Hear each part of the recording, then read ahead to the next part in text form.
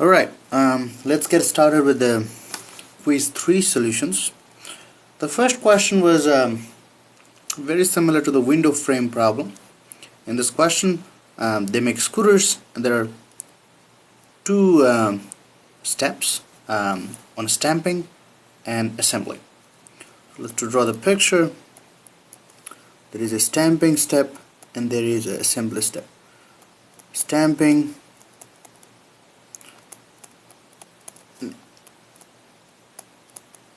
assembly. In a stamping step, what happens is they make two parts, part A and part B, and they switch between these parts. To make a scooter, you need one of part A and two of part B. The switching between part A's and part B, it takes 90 minutes. Okay, so when they are making 120 part A and 240 part A, they are really making 120 scooter worth of parts. Okay. In assembly parts, in assembly step, there are 12 workers, and each takes assembly of one scooter takes 30 minutes. So let's find the capacity of step A and capacity of step B. To find the capacity of step A, we have to figure out you have to use the formula capacity when in the presence of setup time. So you're really producing 120 units, and you have a setup time of 180 minutes, 90 and 90, plus you spend 1.5 minutes, one scooter worth of parts, 30 seconds for half a minute for this, and another half minute for one part of B, and another half minute for another part of B. So altogether 1.5 minutes, and we produce 120 seconds worth of scooter. So this comes down to 0.33 units per minute. To make our calculation a little easier, we can convert this into units per hour, which is 20 units per hour. Similarly, on the assembly side, we have 12 workers. Our capacity is given by M by processing time, M by P. The P is it takes 30 minutes, so it comes out to be 12 divided by 30, which is 0.4. But again, converting in terms of hour, we multiply it by 60, and this comes out to be 24 units per hour. Well, we can see the capacity of the stamping is 20 units per hour, the capacity of the assembly is 24 units per hour, so stamping must be the bottleneck. The next question asks, at the current size, what is the process capacity? Well, the process capacity is given by the bottleneck. The bottleneck's capacity is 20 units per hour, so the capacity of the step of the process has to be 20 units per hour. Well, one way to increase what is the one way to increase the process capacity? Well, because the one with the setup time has the lower capacity, by increasing the batch size, we can increase the capacity of the process. So if we increase the batch size at the stamping step, the overall process capacity would increase. So what would be the batch size if we increase the capacity at the step with the setup time? Well, how far do we want to go? We have to increase the capacity to the level of 0.40 units per minute. Again, you can do all these calculations in terms of hour, doesn't really change anything. 0.40 units per hour, because that was the capacity of the other step. So we're gonna go as far as that. Again, you can do this calculation in terms of hour. Make sure everything is an hour in that case. So we have 180 minutes of setup time, plus we're gonna find the batch. The processing time is 1.5 minutes. If you solve this, you should get the batch size equals to 180 units. I'll leave the calculations for you.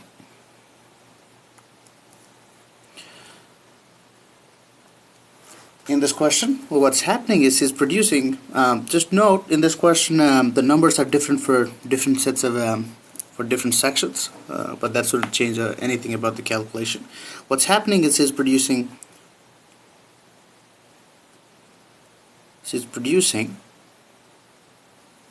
regular, and then she bunch of regular soap, and she switches from regular to lavender. She produces bunch of lavender. She switches from lavender to citrus. She produces bunch of citrus, and then she switches from citrus to tea, and then she produces bunch of tea flavors, and then she switches from tea to regular.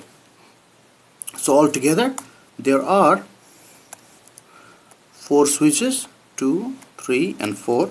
Each switch takes 1.5 minutes, so altogether setup time is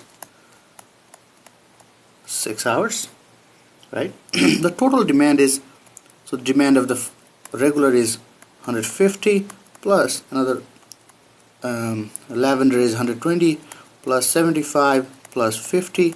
The total demand is 395 kilograms per hour. Okay. Now the next thing we need is the processing time. So this is the setup. So this is the demand, and this is the the processing time. So she can produce 450 kilograms per hour. That means the processing time for 1 kilogram is 1 over 450 hour per kilogram. So now we are ready to use the formula. The formula for the capacity using the when there is a batch or there is a setup time involved is given by the capacity should be equal to batch size divided by the setup time plus batch size multiplied by the processing time. Well, we want to have the capacity. This is really the target capacity, if you will. So we want to have a target capacity of 395 because we have a demand of 395 altogether. So we don't want to produce any faster than that. 395, we're going to find the batch size. Setup time is 6 plus batch size is what we're going to find. The processing time is 1 over 450. This looks like a slightly difficult calculation, so I'll do this for you.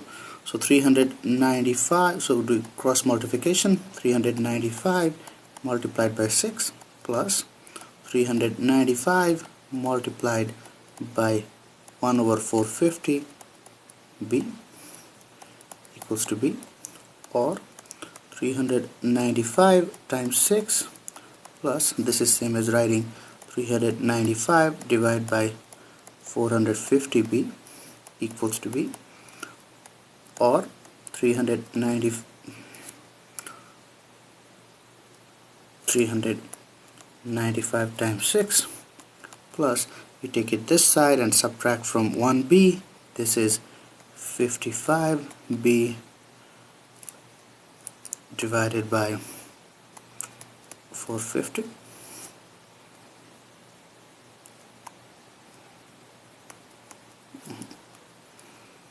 So it is 395 times 6 equals to 55b divided by 450, or this is same as 395 times 6 times 450 divided by 55 comes down this side equals to b.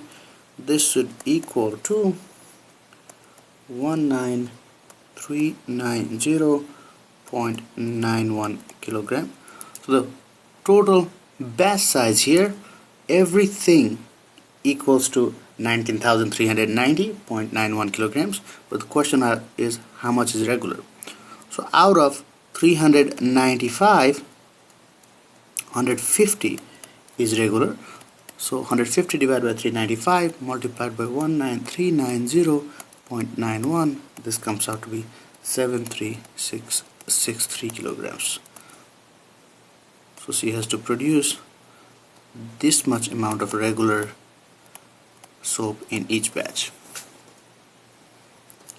Alright, let's get to the next question. So the next question asks, Henry Ford famously proclaimed that you can have any color you want as long as it's black. Well, he believed that the customer didn't actually like that. Doesn't make sense. One thing really makes sense is with more than one color the process would have to switch over time, and that could reduce the overall utilization of the process. Well, that makes sense because with more than one color the process would have to switch from one color to another, which would incur idle time, and and on switchovers, and the utilization would decrease. Which of the following most directly expresses the motivation behind the expression buffer or suffer? Remember the food cart example I gave you. There would be a variability in people arriving and you working on how long it takes you to make the sandwich. So if you have the buffer, you could get closer and closer to the average capacity of the food cart. So the answer is D. If there is a variability in the arrival process or in the activity time, make sure there is a sufficient inventory between stages, otherwise capacity will be reduced. Again, that way no step or the customer would have to wait. Alright, the third question is, and then you can give any of those examples I gave in this class or your justification. Is costly to hold inventory, but inventory can also be useful in the process because the best answer here is adding inventory to the process can increase the capacity of the process. It's very similar to the previous problem, just that the other answers are closer to the correct answer. So I gave my explanation here. The average time that a unit spends in a process is the sum of the processing time in each step and time it spends on waiting for service to be available. Adding inventory will not affect the processing time nor the waiting time, as waiting time is determined by the processing time of each step. Thus, A is not correct. So inventory does not influence quality either. So the only thing that really changes is it increases the capacity of the process.